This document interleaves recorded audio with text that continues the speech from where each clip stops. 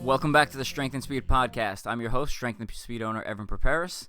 I got a guest literally sitting next to me, like we're awkwardly close because I only have one microphone. We're going to talk to him in a minute, though. First, quick word from our sponsors. This episode is brought to you by Dry Robe.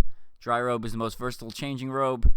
If you've been to World's Toughest Mudder, if you're going to Spartan Sweden Championship, if you're going to OCR World Championship, or really any cold weather race this coming year, you're going to want a Dry Robe. Long, oversized coat that's waterproof on the outside, super warm on the inside. I was actually just wearing mine to a 100-miler this weekend, which is what we're going to be talking about. And the ultra running world is not familiar with Dry Robe, and they need to be, because when you finish a race, it is awesome to throw on and keep you warm post-race. So joining me today, I have a guest that we had on earlier this year, is Billy Richards. His plan at the beginning of the year was to set the record for most 100-milers in a year. And Billy, what number were you shooting for?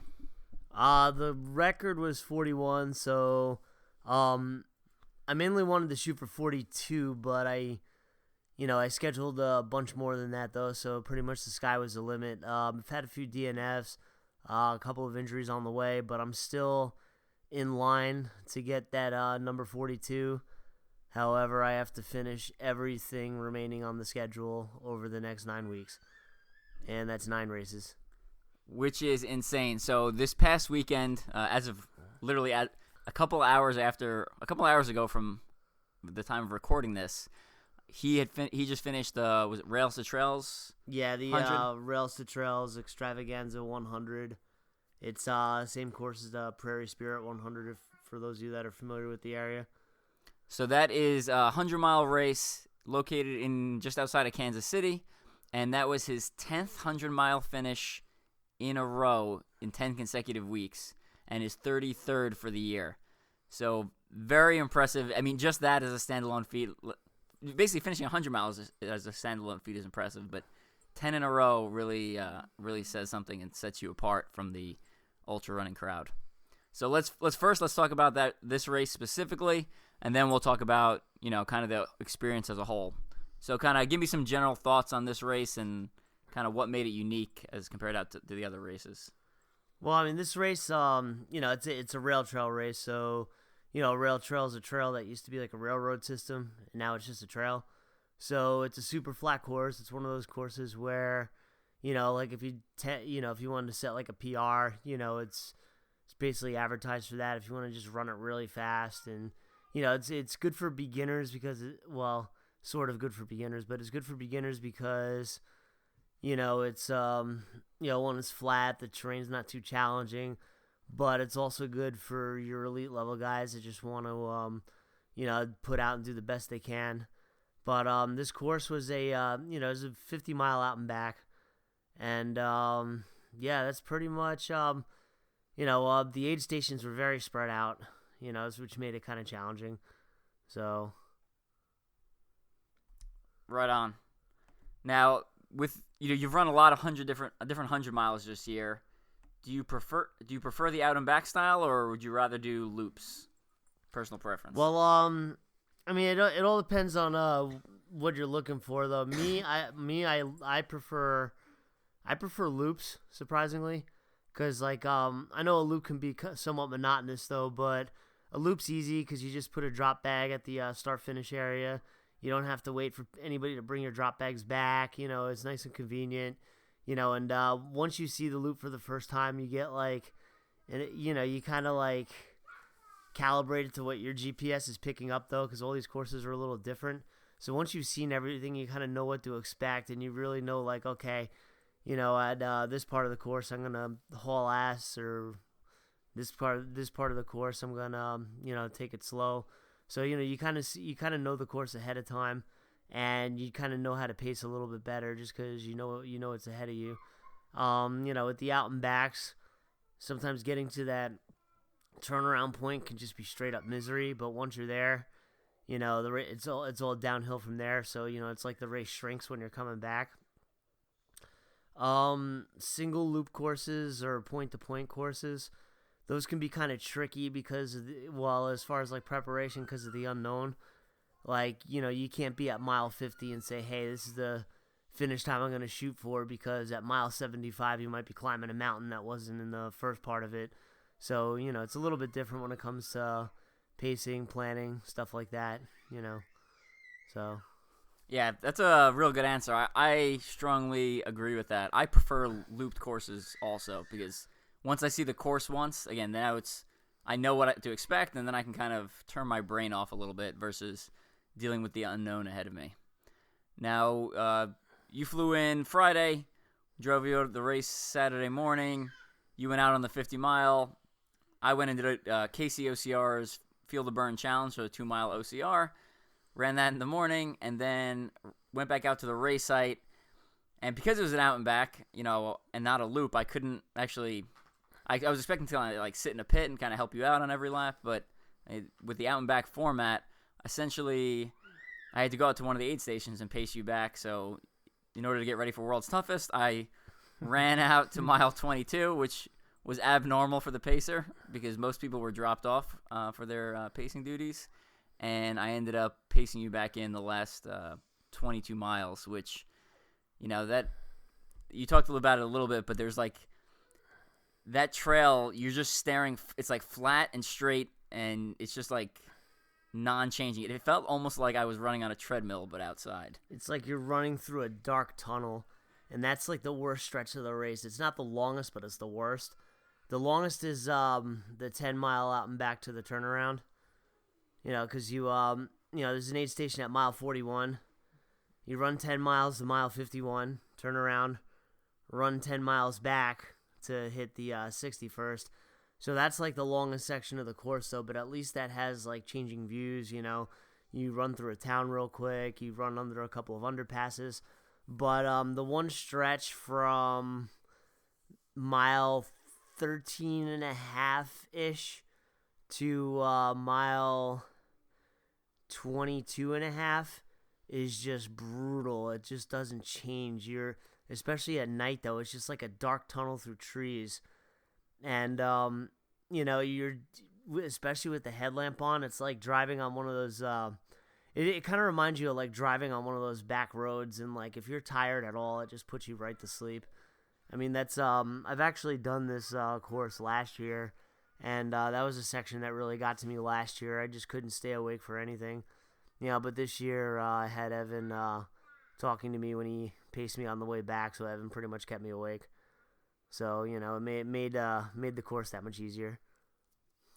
Yeah, it was a good time. We bullshitted basically for a couple hours on the way back through the night. So, bunch of old war stories, the OCR, military, everything else. Yeah, just letting the topics go wherever. Now, let's talk about kind of this whole experience as a big thing. I think a lot of people are obviously very impressed with the sheer physicality of it, right? Running that many 100-milers in a year is just physically very demanding. But, as someone who does endurance, for me, like looking at Billy, the mental aspect seems just insurmountable, right? Like, I mean, you grind for 24 plus hours in a weekend, and then you basically kind of recover, but not really, and then have to grind again for 24 hours. So kind of just talk me a little about the mental aspect of doing all these. Oh, I mean, I only partially recover nowadays. It's like I limp to the starting line every week, and then maybe about 20-30 miles in, everything just magically goes numb. And then I'm okay for a while, and then the tail end of the race, I just kind of like gut it out. I mean, the one thing is I'm not really like a fast guy. I just kind of move consistently. But like as far as this whole race thing go, the races themselves are actually like, as sick as it sounds, the races themselves are actually the easy part. It's the I mean, the logistics aren't too bad, like as far as planning everything. But it's the aftermath of the races. It's like, okay, I just did this 100-mile race. My body's crashing, trying to shut down. Now I got to drive to the airport, ditch the rental car, sit in a security line. And half the times I can't even like stand up straight. I'm just like keeled over, trying not to puke in security line. You know, just trying to get in. I've had a few times where I would have a flight that left early Monday morning, so I would check into security Saturday night, just find a spot on the floor and just like go to sleep. You know, and then it'd be funny because I'd be laying there and one of the house cleaning ladies would come up to me and be like, "You want a blanket?" So, yeah, you know, it's been, you know, every so often I've had friends help out. You know, like if I know people that live in the area. But for the most part, this has been like a solo mission. You know, I've had times where I would do a 24-hour race and then have to get in the car and drive like 10 hours back to New York and then just keep my fingers crossed. You know, I'd end up pulling over like every like 20, 30 miles or so and just chip away just like I would at a 100, you know, but which I don't recommend, by the way. Yeah, that's crazy to me. I mean, Yeah. And that's the most dangerous part, really. I mean, I don't let myself get to the point where I'm going to nod off and fly off the road. If my head starts to dip, I just find the nearest exit and, you know, chill out for a little while. Gotcha. But, well, absolutely impressive. I mean, I was telling him on the way back just how impressive this whole situation's been. Now, again, obviously mentally very challenging, physically very challenging. What are some things you've encountered that I would say, not expected going into this? Or is there anything unexpected? well, I mean, I pretty much already expected to be in pain, and like going into this, I really didn't know like how far I would actually get. I just kind of threw everything together, and it's like, all right, let's get it, you know. And yeah, I'm actually shocked. I'm like, I'm still going. This was like pretty much like a test. You know, I've had a few injuries. The first 15, I felt invincible.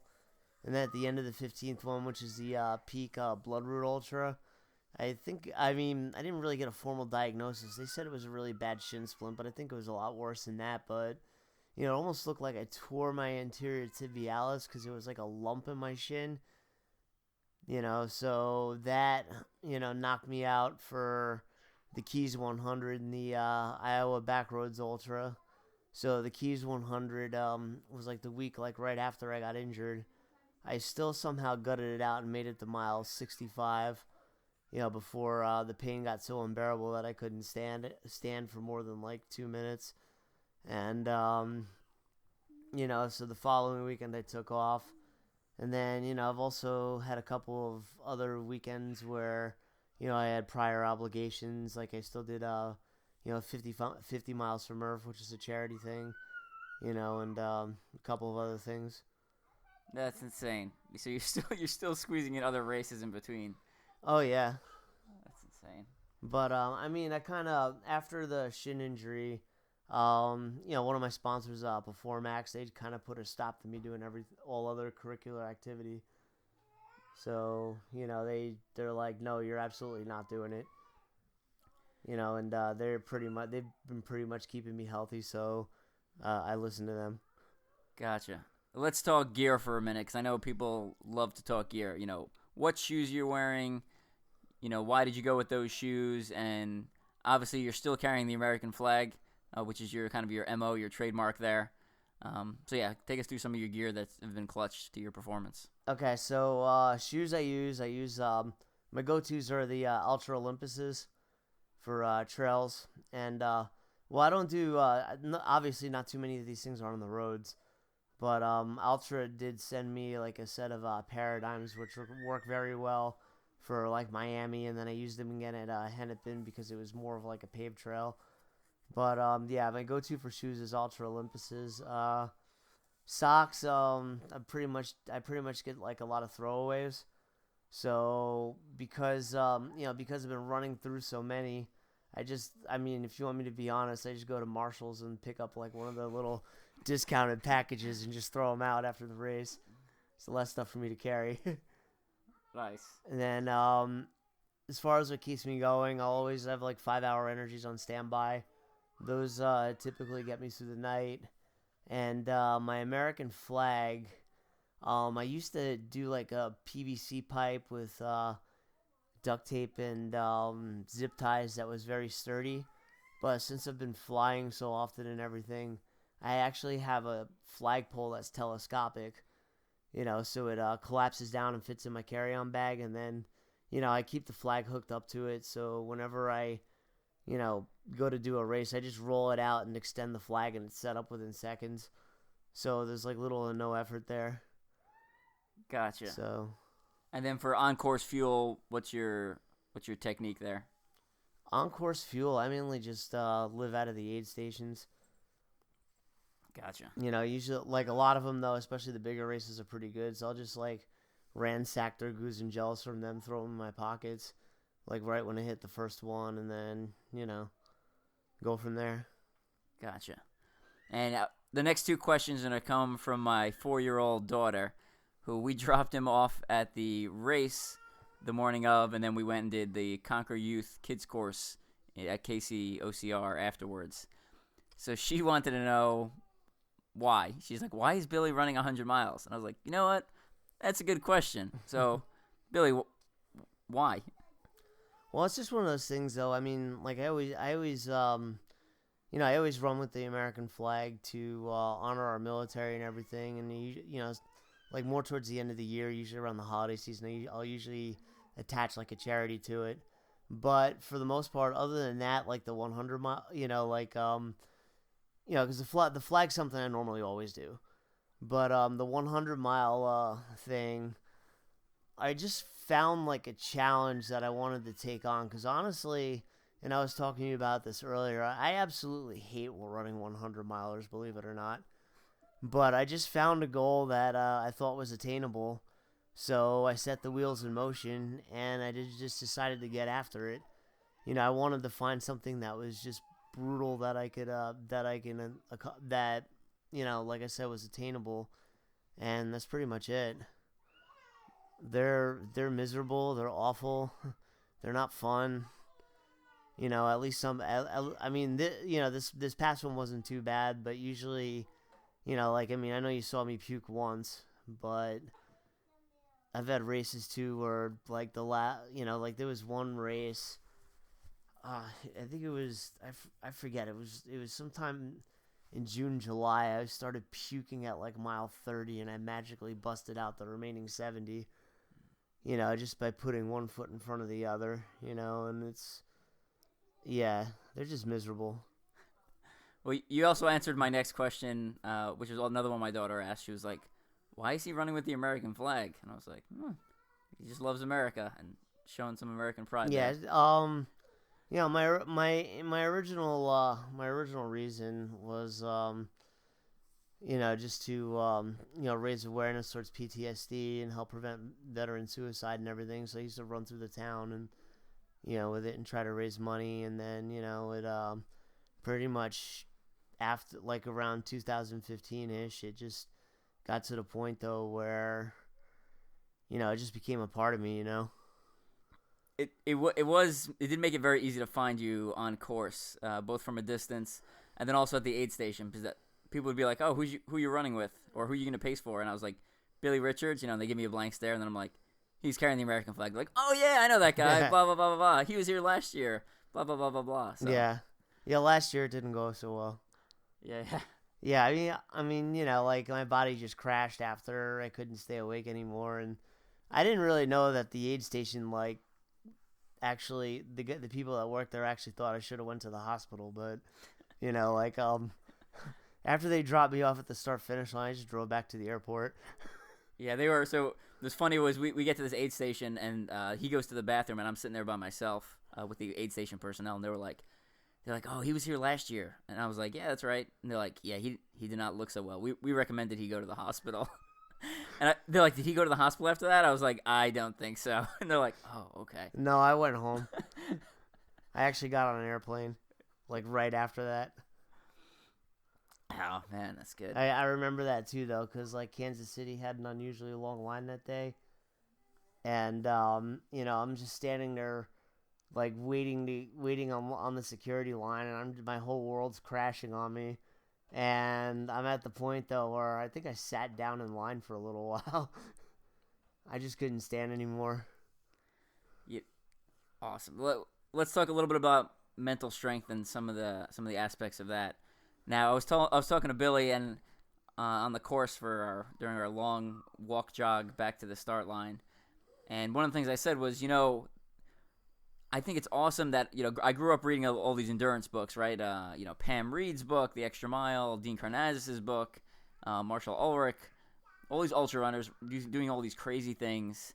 And I think it's awesome that I'm now, like, in that world and I know these people. Like, I know Billy. I know, Maddie Gregg, who just did a transcontinental run, raising money for firefighters. She's from the Tough Mudder community. My other friend Jordan Smith ran across the state of Michigan. So, you mentioned earlier, but tell me about people trying to push the boundary and kind of what you've learned about, essentially that people are just people at the end of the day. Yeah, I mean, I look at it though, and these people, they're just people. They just, I mean, obviously they put in the work, but I started thinking to myself, it's like, why can he do something like that, not me? You know what I'm saying? Like, I just figured, it's like, I think a lot of times, though, people, like, set limits on themselves. You know what I'm saying?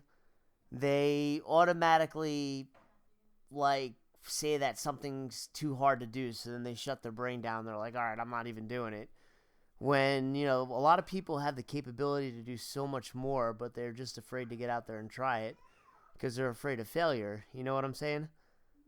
And I mean, like I said, I'm not perfect either. I think I'm up to like 9 DNFs with 100s over the course of the last like 4.5 years.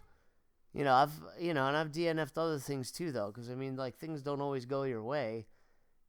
But you just have to keep getting at it. And I think a lot of your average people, they're just so afraid of failure, and they're just that they don't even try, and they're much more capable than what they think. Awesome. Absolutely agree and absolutely love that message. Speaking of, some of your races earlier this year, I know you've had, besides just finishing, you've had some pretty good results. So how many times have you won and or podium this year? I won my very first race, which is the Frozen Hellhole 100. And I actually won that by like 14 seconds because I got complacent. So, aid station was telling me, oh, you're 2 hours ahead. Then there was this little short, like, 2 mile out and back. The course came out to 96 miles. So we had to do this short little 2 mile out and back to make it an even 100. So I hit the turnaround and I'm coming back. And I was maybe about 200 yards away from the finish line. All of a sudden I hear footsteps behind me. So I turn around and I'm like, are you in second place? And she's like, yeah. So I'm like, uh-oh. So all of a sudden, I went from hobbling and limping. I just got this shot of adrenaline, and I kicked it into high gear, and I sprinted down, like, the last, 200 meters or so, and I ended up taking it by, 14 seconds or 15 seconds or whatever. With the American flag flying. Yes, with the American flag up in the air. And then the very next week, I placed second in the Skydive Ultra. And that one was a disaster as far as the weather. It was raining so hard, it was raining sideways. And it was just, like, the entire course was, like, ankle deep in water. There was a lot of DNFs because a lot of people just dropped out. And that last lap, about, 2 or 3 miles out, lightning started to strike. So I'm like, uh-oh, they better not cancel this race. So that's when I really picked it up in the high gear, and all of a sudden I went from maybe doing like a 12, 13-minute mile shuffle to like doing like a 7-minute mile to get to the end. Because once that adrenaline kicks in, you just go. Then I won the Jersey Trail Series 100 back in April. That one wasn't even a close call. I mean, I pretty much won by I think I won by like 15, 20 minutes, and and that one, I had a little competition with the second place person almost catching me, but it was his first 100, and he wanted to do the last lap with his family, so he pretty much bowed out and just walked it in with his family, so he wasn't even in contention anymore, like on the final loop. But I won that race, which got me entry into Wawayanda later on in the year. And then the other one I won was the Peak Blood Route Ultra, by Peak Races. And that was, it was a low part, 6 people participated, only 2 of us finished. But that one was just up and down the mountain over and over again. It was a 10-mile loop we did 10 times. And for those of you that have done the death race and are familiar with it, like the first 2.5 miles was like a straight march, like right up to Shrek's cabin at the top of the mountain. And then after that, it kind of switched back down a little bit with a couple of, like light climbs and stuff like that, though. But for the most part, that first like 2.5 miles was just brutal. And it was also raining in like high upper 30s, which is like probably the first 2-3 months every single race I did. Yeah. The weather was miserable the first couple of months. I was just praying for good weather at least one of them. Well, very impressive, and the fact that you're not only doing all these, but you've actually won a couple, and it's running with you. Your pace is just consistent, right? You're not out there like trying to set any as far as speed records, but you are putting in consistent miles. Like when I was waiting for you, I was looking at your splits, and I was like, all right, well, if he's running consistently, he should be here in 2 hours, and you showed up like 2 hours and 5 minutes later. It was like, it was just very impressive, and running alongside you, you're just putting out a nice consistent pace. You've got a system down. So what systems have you used that you found that you enjoy, that as far as run walk ratios and when you implement them? I don't really go by time. I more or less like go by distance. So usually like the first 25 to 50 miles, depending on how I'm feeling. Like today, I kind of, this weekend I kind of felt pretty bad. So my initial plan only lasted about 20 miles. So I ended up switching gears a little bit. So, but usually like the first half of the race, I'll try to, I'll usually run a mile and walk for about 100 paces. Run a mile, walk for about 100 paces. This is obviously the strategy with a flat race. When you throw in like varying terrain and everything, it differs a little bit. It's more or less just like me playing the terrain. But with this race, I did the 1 mile run, and then I walked 100 paces at the top of every mile. And as the race went on and my legs kind of got beat up a little bit, I then split it so that I was walking 100 paces, then running on the half mile and walking 100 paces. And all it really did was maybe add like maybe 60 seconds to each mile. So it didn't really have too much of an effect. It did prevent me from getting like a sub 24. That wasn't necessarily the goal, but I'm also trying to get a feel for different plans though, because my legs are getting wrecked, and I still have 2 24-hour races I have to do, and I only have one more race where I could test a theory, and that's Tunnel Hill, because next weekend I got Pinhoti, which is a pretty technical trail with a lot of hills and stuff like that. So I'm not really going to be able to test the theory next week. But Gotcha. Well, I think by the end of this year, you'll know a lot of different things about pacing, and then on top of that, if anyone's looking to do a 100-miler, I'm pretty sure Billy now is one of the predominant resources for opinions on which one to do, and if depending on your goals and situation there. So I won't get you to the podium, but if you're a first timer, I can get you to the finish line. Right on. And Facebook page for people to follow you. The Facebook page is just Billy Richards, the 100-mile Slayer. It's just facebook.com/Billy100Slayer. So make sure you follow him on that, and then Instagram. What's your Instagram handle? It's Billy the Trainer. Right on. So make sure you follow him on that too. You'll see. It's very easy one to follow because he's putting up 100 miles every weekend. So there's always new content, and there's always new updates on his performance and how he's feeling. So yeah.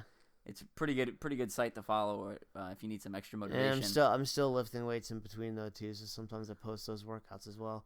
I don't post them all the time. I just post them sometimes. Right on. Well, again, very impressive. Let's see what else. Any final shout-outs you want to give friends, family, sponsors, etc.? Yeah, I'll give a shout out to Performax again. They always keep me in the game. Shout out to Ultra Running. Their shoes are awesome. They sent me a few. They sent me a few sets to try out. The Olympuses, the Paradigms. Paradigms are actually really well on the road.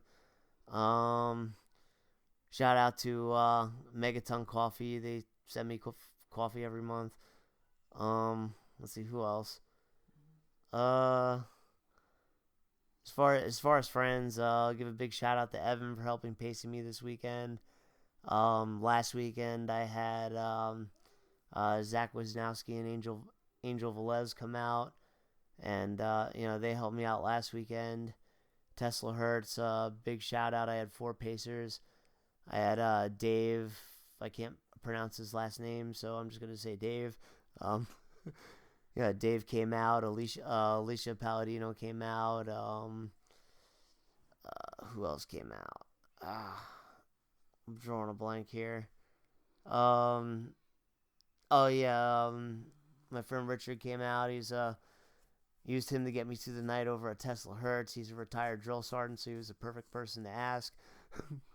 If I started dozing off, I just have him yell and scream at me. So that worked out well.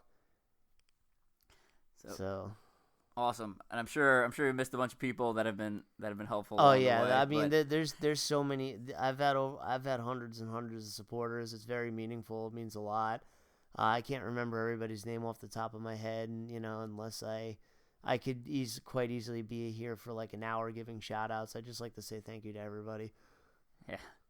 Now we kind of talked about it the last time you were on the podcast, and people can go back and listen to that episode if they want. But let's say the rest of the year goes smoothly. You've hit your goal. What's beyond this? Is there any long-term plans? Are we gonna go climb Everest? Are we gonna do it again? Like what's next? Or do you just not thinking beyond that? It's just get through the end of the year. Get to the end of the year first, but there's always more.